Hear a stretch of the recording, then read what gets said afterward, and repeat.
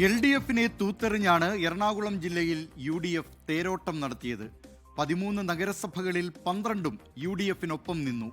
ജില്ലാ പഞ്ചായത്തിലും ബ്ലോക്ക് പഞ്ചായത്തിലും UDF ഏകപക്ഷീയമായ ജയം സ്വന്തമാക്കി.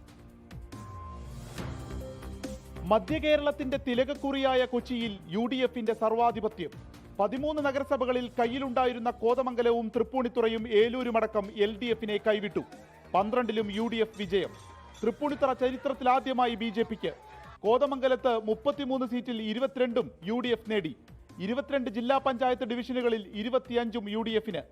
UDFിന് സ്ഥാനാർത്ഥി ഇല്ലാതിരുന്ന കടമക്കുടി ഡിവിഷനിൽ LDF മുന്നിലെത്തി.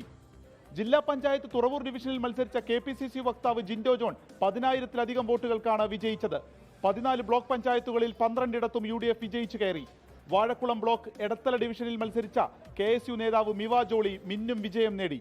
വൈപ്പിൻ LDFിനൊപ്പം നിന്നു. 82 പഞ്ചായത്തുകളിൽ ഭൂരിഭാഗവും UDFിനെ തുണച്ചു. കാലടി 19ാം വാർഡിൽ LDF സ്ഥാനാർത്ഥി 1 വോട്ടിന് ജയിച്ചു. UDF റീകൗണ്ടിംഗ് ആവശ്യപ്പെട്ടു. കൂത്താട്ടുകുളത്ത് LDF സ്ഥാനാർത്ഥി മായാവി തോറ്റു. പെരുമ്പാവൂർ വേങ്ങൂർ പഞ്ചായത്ത് ഭരണം ഇടതുപക്ഷത്തിൽ നിന്ന് UDF പിടിച്ചെടുത്തു. മുനമ്പം ഭൂസമരം നടന്ന പള്ളിപ്പുറം പഞ്ചായത്തിലെ 1ാം വാർഡ് BJP പിടിച്ചെടുത്തു. പഞ്ചായത്ത് LDF നിലനിർത്തി.